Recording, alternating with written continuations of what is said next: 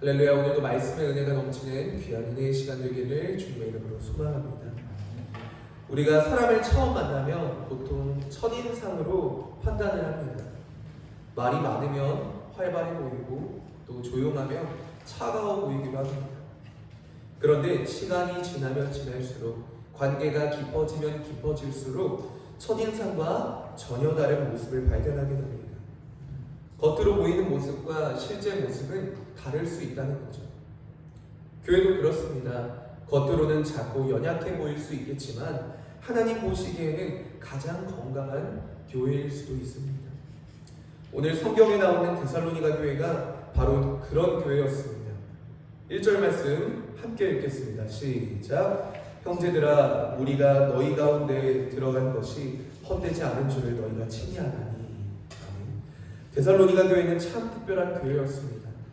사도 바울이 오래 머물며 충분히 양육했던 교회가 아니었습니다. 유대인들의 소동이 일어났고 바울은 급하게 그 도시를 떠나야만 했습니다. 사람의 눈으로 보면은 미완성인 교회였습니다. 이제 막 시작된 교회였고 아직 누가 봐도 연약한 공동체였다는 겁니다. 그런데 놀라운 일이 일어납니다. 이 교회의 북쪽으로는 마게도냐와 남쪽으로는 아다야, 전 그리스 지역의 본이 되는 교회가 되었다는 겁니다. 믿음의 소문이 각처에 퍼진 겁니다. 어떻게 이런 일이 가능했을까요? 오늘 본문은 분명하게 말씀합니다. 교회는 사람의 능력으로 세워지는 것이 아니라 복음으로 세워진다라는 것입니다. 또한 바울은 먼저 자신의 사역이 헛되지 않았다고 말씀합니다. 왜 이런 말들을 해야 했을까요? 당시 시대 상황을 보면은 거짓 교사들이 바울을 공격하고 있었습니다. 바울이 전한 복음은 틀렸다, 다른 복음이 진짜다, 이렇게 성도들을 흔들고 있었던 것입니다. 그래서 바울은 자신의 명예를 지키기 위해서가 아니라 복음의 순수성을 지키기 위해서 말하는 것입니다. 2절 말씀 함께 보겠습니다. 너희가 아는 바와 같이 우리가 먼저 빌립보에서 고난과 능욕을 당하였으나 우리 하나님을 힘입어 많은 싸움 중에 하나님의 복음을 너희에게 전하였노라. 아멘. 바울이 먼저 빌립보에서 상처 입은 몸으로 데살로니가에 갔습니다. 맞고 쫓겨나고 매질을 당하고 능욕을 당한 상태였습니다. 그럼에도 다시 복음을 전했습니다. 바울은 돈 때문에도 아니었고 명예 때문에도 아니었습니다. 바로 하나님의 복음 때문이었다라는 것입니다. 여기서 중요한 차이가 있습니다. 사람의 복음과 하나님의 복음입니다. 사람의 복음은 사람들의 귀를 즐겁게 만듭니다. 듣기 좋은 소리, 불편하지 않은 소리, 다시 말해 사람을 기쁘게 하고 사람을 만족시키기 위한 말을 하는 겁니다. 그러나 하나님의 복음은 다릅니다. 십자가의 복음은 우리의 죄를 드러냅니다. 내가 옳다고 믿었던 삶을 무너뜨립니다. 내가 죄인임을 인정하게 만듭니다. 이전에는 죄를 죄로 여기지 않았던 것들이 죄로 여겨지기 시작됩니다. 그래서 사람들은 복음을 불편해합니다. 만약 바울이 사람의 귀를 만족시키는 메시지를 전했다면 그가 핍박을 받았을까요? 아니었을 겁니다. 3절 말씀을 보면은 바울이 전한 복음은 사람의 귀를 만족시키는 것이 아니고 부정도 아니고 현란한 말로 사람을 속이는 말도 아니었다고 고백합니다.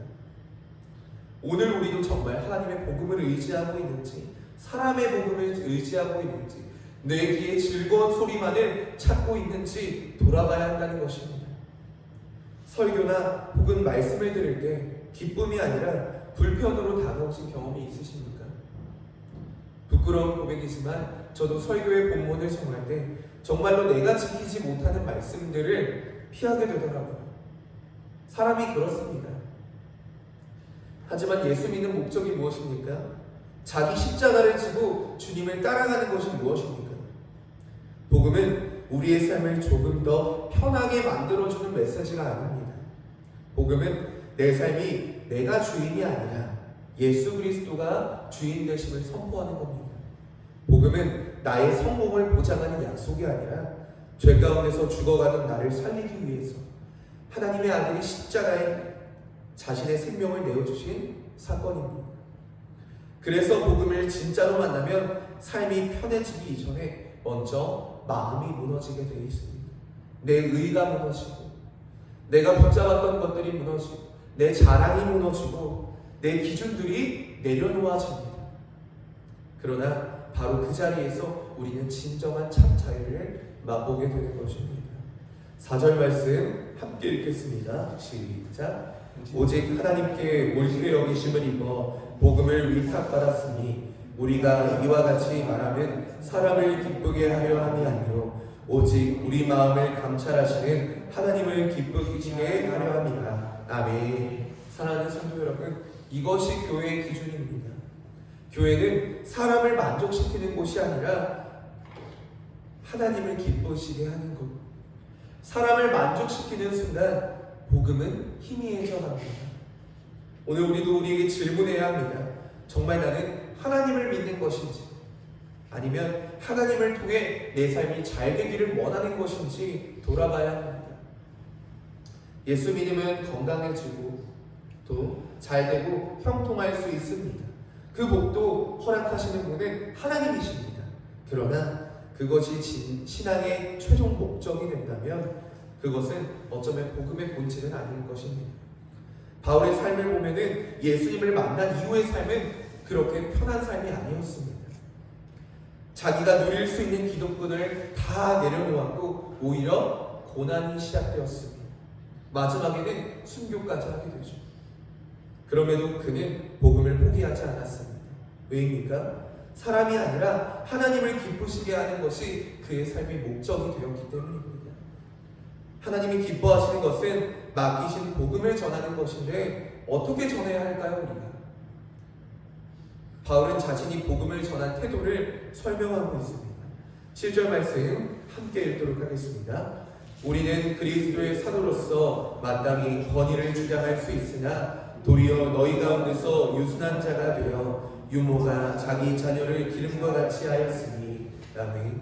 바울은 사도였습니다. 그러나 사도의 권위를 주장할 수 있었음에도 불구하고 주장하지 않았습니다. 그는 권위를 내려놓았습니다. 유모처럼, 어머니처럼 데살로니가 교인들을 사랑으로 섬겼다고 말씀합니다. 복음은 명령으로 전달되지 않습니다. 강요로 전달되지 않습니다. 바로 사랑을 통해 전달된다는 것입니다. 8절을 보면 이렇게 말씀합니다. 우리가 이같이 너희를 사모하여 하나님의 복음뿐 아니라 우리의 목숨까지도 너희에게 주기를 기뻐하면 너희가 우리 사랑하는 자 되리라. 아멘. 이것이 복음 사역의 깊이입니다. 말만 전하는 것이 아니었습니다. 자기 자신을 내어주고 있는 것입니다. 자기 자신을 내어준다는 것은 결코 쉬운 일이 아닐 것입니다. 제가 부모된 지가 얼마 되진 않았지만 아이를 바라볼 때마다 드는 생각이 있습니다. 내가 줄 수 있는 것이라면 모든 것을 주고 싶다. 만약 저 아이가 아프더라면 내가 대신 아파줄 수 있겠다. 누가 시켜서가 아닙니다. 사랑하기 때문입니다. 그런데 과연 나와 아무 관계없는 사람에게도 그렇게 행동할 수 있을까요? 그렇게 할 수 있을까요? 나를 힘들게 했던 사람, 나와 전혀 상관없는 사람, 심지어는 나를 이해하지 못하고 나를 시기 질투하고 힘들게 하는 그런 사람들에게도 우리가 내 삶을 내어줄 수 있을까요? 인간의 사랑에는 한계가 있습니다. 사랑할 수 있는 범위가 있고 조건이 있고 경계선이 있습니다. 그렇다면 바울은 어떻게 그렇게 할 수 있었을까요? 바로 예수님의 사랑을 경험했기 때문입니다. 예수님께서 우리를 말로만 사랑하지 않으셨기 때문입니다. 우리를 위해 자신의 시간을 주신 정도가 아니라 자신의 생명까지 우리에게 내어주셨습니다. 우리가 아직 죄인 되었을 때 예수님은 십자가에서 우리를 위해 우리 죄를 대신해서 죽으셨습니다. 우리의 조건을 보고 사랑하신 것이 아니라 사랑하시기로 결정하셨기 때문에 끝까지 사랑하신 것입니다. 사랑하는 성도 여러분, 우리가 지금 지나고 있는 이 사순절이 바로 이 사랑을 묵상하고 기억하는 시간입니다. 예수님께서 십자가를 향해 걸어가셨던 그 길을 우리가 마음으로 다시 따라 걸어가는 시간입니다. 예수님께서는 편안한 길로 걸으시지 않으셨습니다. 조롱과 배신과 고난을 아시면서도 우리를 살리시기 위해 그 십자가를 선택하신 것입니다. 이처럼 그리스도인은 사랑하라고 배워서 사랑할 수 있는 존재가 아닙니다. 이미 십자가에서 예수님의 조건 없는 그 사랑을 경험했기 때문에 사랑할 수 있는 것입니다. 우리의 사랑은 제한된 사랑이 아니라 예수님의 사랑에서 흘러나오는 사랑이어야 합니다. 그리고 교회는 바로 그 사랑이 서로에게 흘러가는 공동체입니다. 이제 바울은 성도들의 모습을 말합니다. 13절 말씀 함께 읽겠습니다. 시작. 이러므로 우리가 하나님께 끊임없이 감사하는 너희가 우리에게 들은 바 하나님의 말씀을 받을 때에 사람의 말로 받지 아니하고 하나님의 말씀으로 받으니 진실로 그러하도다. 이 말씀이 또한 너희 믿는 자 가운데에서 역사하느니라. 아멘. 바울이 감사했던 이유는 단 한 가지였습니다. 성도들이 자신의 설교를 잘 들었기 때문이 아니었습니다. 말씀을 하나님의 말씀으로 받아들였기 때문입니다. 여기서 교회의 생명이 결정됩니다. 말씀을 사람의 생각으로 판단하고 들으면 변화가 없습니다. 이 성경책이 하나님의 살아있는 책, 하나님의 살아있는 말씀으로 들을 때, 오늘 나에게 말씀하신다고 믿어질 때 말씀이 역사하기 시작됩니다. 말씀이 그럴 때 살아 움직이기 시작하는 겁니다. 단순히 지식이 늘어나는 것이 아니라 우리의 생각이 바뀌고 마음이 바뀌고 삶의 방향이 달라지기 시작되는 겁니다. 겉으로는 크게 달라 보이지 않을 수 있지만 마음의 중심이 하나님께로 옮겨지는 그런 변화가 시작되는 겁니다. 이것이 바로 하나님의 말씀에 살아있는 역사입니다. 사람은 스스로를 바꾸는 것이 아니라 하나님께서 말씀을 통해 우리 안에서 역사하시기, 일하시기 시작하시는 겁니다. 거룩한 삶은 노력의 결과가 아닙니다. 말씀으로 믿음으로 받을 때 나타나는 열매입니다. 그래서 바울은 그들의 삶이 거룩하고 옳고 흠이 없었다고 말씀합니다. 완벽하다는 뜻이 아니라 하나님과의 관계가 회복된 삶이라는 뜻입니다. 그런데 문제는 세상은 언제나 하나님의 말씀대로 살아가는 사람들을 환영하지만은 않는다는 것입니다. 14절 말씀을 함께 보시겠습니다. 형제들아, 너희가 그리스도 예수 안에서 유대에 있는 하나님의 교회들을 본받는 자 되었으니 그들이 유대인들에게 고난을 받음과 같이 너희도 너희 동족에게서 동일한 고난을 받았느니라. 아멘. 데살로니가 교회는 고난과 핍박을 당했습니다. 복음을 믿었더니 삶이 편해진 것이 아니라 오히려 어려움이 찾아왔습니다. 그러나 고난은 실패가 아니라 믿음의 길 위에 있다는 증거입니다. 요즘 금값이 정말 많이 올랐습니다. 검색해보니까 한 돈에 87만 원이더라고요. 어마어마하죠. 그런데 그 비싼 금은 처음부터 반짝이는 것이 아닙니다. 불 속에 들어가야 불순물이 제거되고 진짜 금의 모습이 드러나게 됩니다. 불은 금을 망가뜨리는 것이 아니라 진짜를 드러내기 위한 과정인 거죠. 믿음도 마찬가지입니다. 고난은 우리를 망가지게 하는 것이 아니라 넘어뜨리게 하는 것이 아니라 우리의 믿음을 정결하게 하는 시간인 것입니다. 빌립보서 1장 29절 말씀은 이렇게 말씀합니다. 그리스도를 위하여 너희에게 은혜를 주신 것은 다만 그를 믿을 뿐 아니라 또한 그를 위하여 고난도 받게 하려 하심이라. 아멘. 사람들은 고난을 저주로 생각합니다. 그러나 성경은 때로 고난이 은혜라고 말씀합니다. 왜냐하면 고난 속에서 믿음이 드러나기 때문입니다. 평안할 때는 누구나 믿음이 있는 것처럼 보입니다. 그러나 어려움이 찾아오고 고난이 찾아오면 내가 무엇을 붙잡고 살아가는지가 드러나게 됩니다.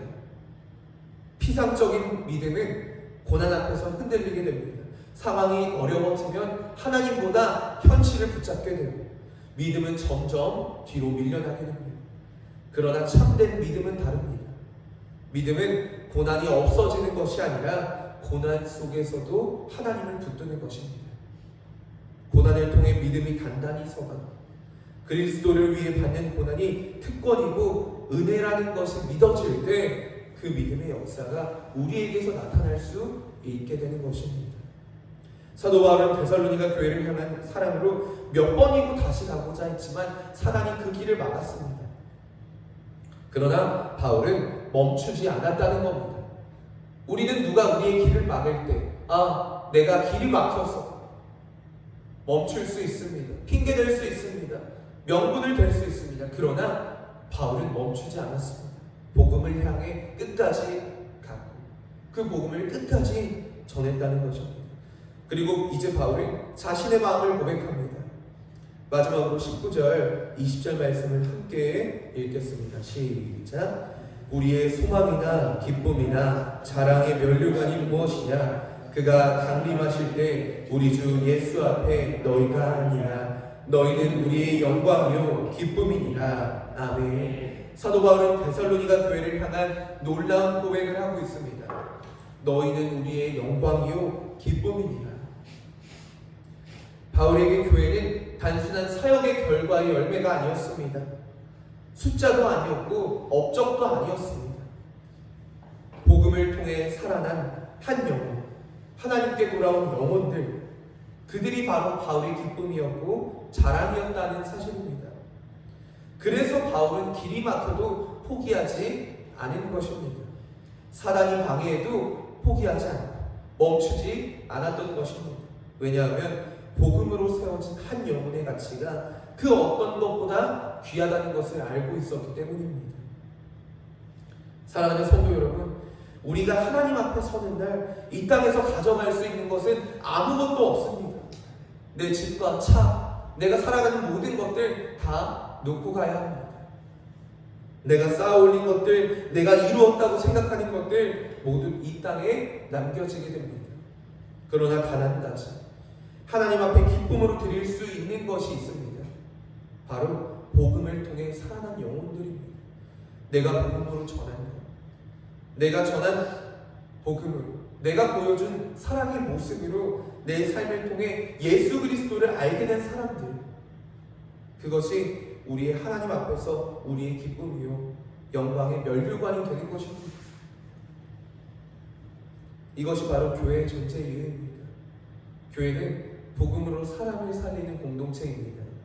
하나님을 기쁘시게 하는 복음이 전해지고 그 복음을 사랑으로 살아내며 말씀을 하나님의 말씀으로 받아서 고난 속에서도 믿음을 지켜내는 공동체. 그렇게 한 영혼 한 영혼이 정말로 믿음으로 세워질 때, 복음으로 세워질 때 교회는 비로소 진정한 교회가 되는 것입니다. 사랑하는 성도 여러분, 우리 교회가 바로 그런 교회가 되기를 소망합니다. 복음을 말로만 전하는 교회가 아니라 삶으로 복음을 전하는 교회, 사람을 기쁘게 하는 교회가 아니라 하나님을 기쁘시게 하는 교회. 그리고 마지막 날 주님 앞에 섰을 때 주님, 이 영혼들이 주님께 돌아왔습니다, 기쁨으로 고백할 수 있는 모든 성도님들, 그런 교회 되기를 주님의 이름으로 소망합니다. 오늘 말씀처럼 복음으로 세워지는 교회, 바로 그런 교회가 우리 교회 되기를, 그리고 한 사람 한 사람이 그 복음의 통로로 살아가는 그런 모든 귀한 성도님 되기를 주님의 이름으로 소망합니다. 기도하겠습니다.